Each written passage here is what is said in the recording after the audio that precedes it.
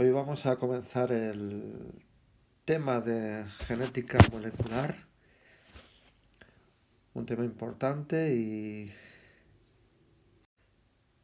bueno, aunque en vuestros apuntes aparece un apartado 1, vamos a comenzar por el apartado 2. El apartado 1 sobre todo os tratan diciendo que y hay algún experimento en el que indica que el ADN es donde mantiene el material genético, donde lo contiene, donde contiene los genes.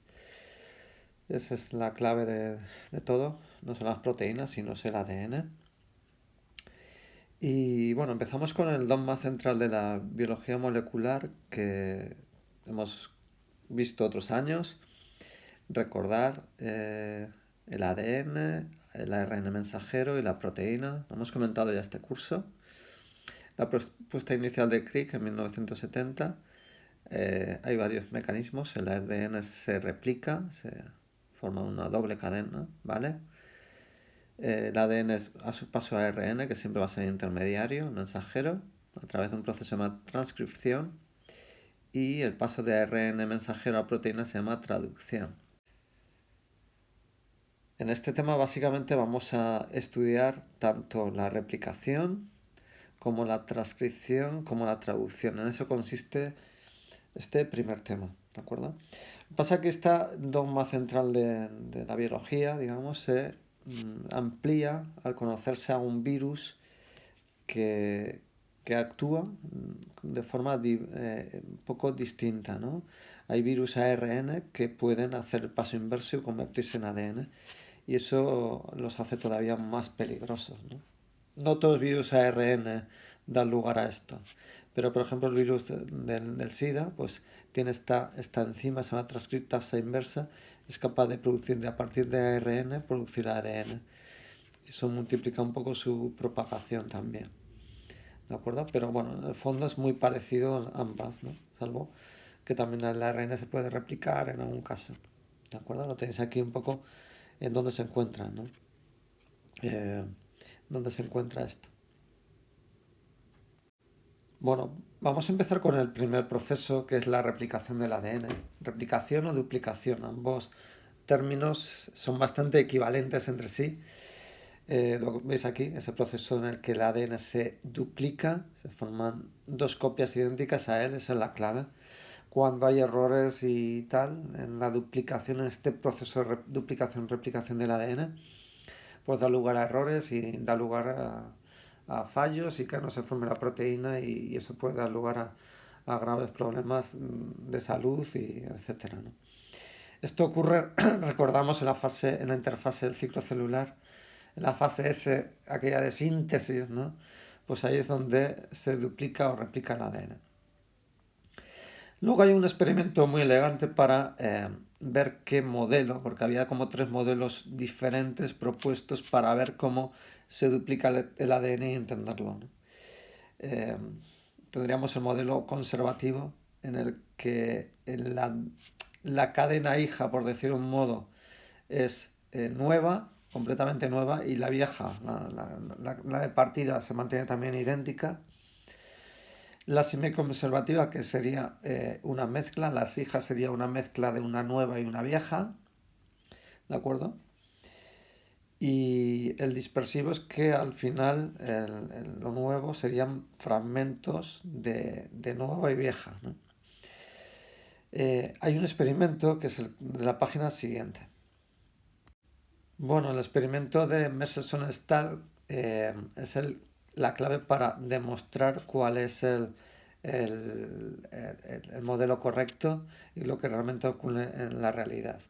Si lo leéis en vuestros apuntes, bueno, lo que hacen es coger el ADN y meter un medio con nitrógeno 15, ¿de acuerdo?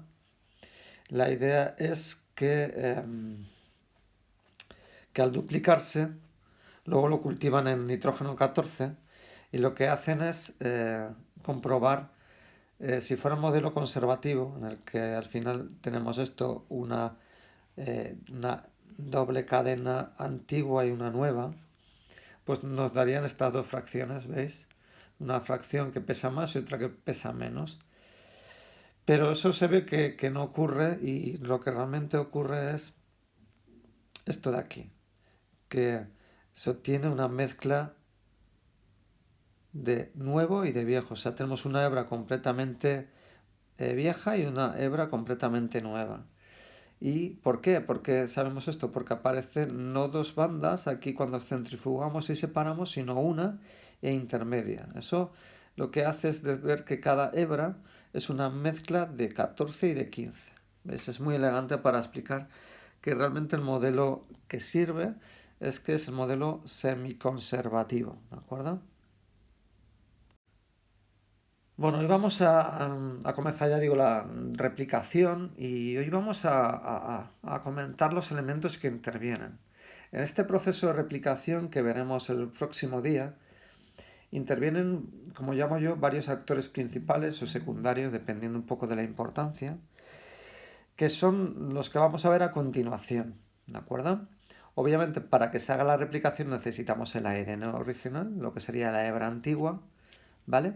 Y luego una serie de enzimas y proteínas que nos ayudan a que todo ese proceso se haga correctamente y se realice, ¿no? Voy a intentar explicar cada una de ellas y lo que no veáis pues lo preguntamos. Bien, tenemos las helicasas, que son las enzimas que rompen los puentes de hidrógenos entre las bases complementarias del ADN. O sea, lo que rompen es la doble cadena de ADN. La abren, porque si no sería imposible de copiar si no estuviera abierta. A eso se llama helicasa, ¿de acuerdo? Las topoisomerasas, topo es vuelta, como en griego, son las responsables de desenrollar las hebras de la doble hélice.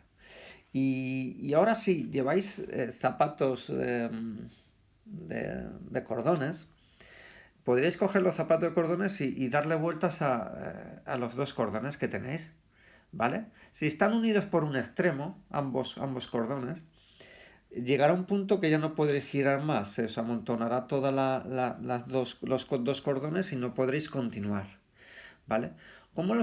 Eso pasaría lo mismo en el ADN. Si abrimos la doble cadena de ADN, vamos enrollando, hasta que llega un punto que no podemos continuar. Pues las topoisomerasas lo que hacen es romper por detrás y desenrollar en el sentido contrario, ¿vale? Y de esa manera liberan la tensión y de esa manera la helicasa puede seguir actuando. O sea, actúan como quitando tensión para que la helicasa pueda continuar. ¿De acuerdo? Seguimos con más elementos, con más actores principales. Digamos el fundamental, digamos, el actor principal serían las ADN polimerasas que alguna vez habéis oído. Es la que sintetiza el ADN a partir del viejo, ¿vale? Es el que va uniendo nucleótidos para formar la nueva cadena de ADN, ¿de acuerdo? Lo que pasa es que tiene una serie de condiciones, una serie de características importantes, como son solo añade nucleótidos en el sentido 5'3'. Esto es muy importante. Son en el sentido 5'3'. Forman los enlaces fosfodiéster. Recordad que los enlaces fosfodiéster son aquellos que unen nucleótidos. ¿De acuerdo? Pues bien, solamente actúa en el sentido 5'3'. Esto es importante para cuando veamos el mecanismo, ¿vale? Habrá una hebra que sintetiza ahí, pero la otra hebra que tendrá que sintetizar en el sentido contrario, habría problemas. Y veremos cómo soluciona esto, cómo es la célula, ¿vale? Que sepáis que, por ejemplo, en E. coli, que es una bacteria muy conocida, tenemos 3 isomerasas, 3 polimerasas, pero bueno, no tenéis ni que conocerla, simplemente saber para qué sirve la ADN polimerasa, que es para formar el ADN nuevo, ¿vale? Luego tenemos la RN polimerasa, lo que se llama primasa, ¿vale? Que es una cosa importante porque esta ADN polimerasa no puede actuar digamos, de nuevo. O sea, como cualquier edificio, necesitamos poner la primera piedra, ¿no? Para ir creando pues las paredes, los cimientos, ¿no? Pues bien, en el ADN ocurre igual. Esta no puede actuar sin un origen, sin una piedra inicial, sin un nucleótido inicial, ¿de acuerdo? Pues ¿quién lo crea? ¿Quién crea ese origen, para seguir añadiendo, para formar enlaces? Pues lo crea la primasa. la primasa crea como la primera piedra, el primer nucleótido. Ese primer nucleótido se llama cebador, que son pequeños fragmentos de ARN, ¿vale? Luego ya será sustituido por ADN, pero son pequeños fragmentos de ARN, en los que ya la ADN polimerasa podrá actuar, ¿de acuerdo? Si no estuviera esto, si no estuviera estos pequeños cebadores o primers en inglés, ¿de acuerdo? No podrían actuar la ADN polimerasa. O sea, es una condición que tiene también, aparte del 5', 3', tiene la condición que necesita cebadores, necesita un origen por donde empezar, ¿de acuerdo? Pues bien, eso lo hace la primasa. Sigamos. Claro, la doble cadena se tiene que mantener abierta para este proceso. Pues bien, hay proteínas que se unen a la doble cadena para que no se vuelvan a unir, ¿de acuerdo? Esas proteínas se llaman SSB. Vale, cuando ya veremos que se forman fragmentos, ¿vale? Se van formando fragmentos del ADN, sobre todo en la cadena que llamaremos retardada. Pues bien, para eso necesitamos ADN ligasa, que une fragmentos. Es como el pegamento de todo este proceso, ¿vale? La ADN ligasa.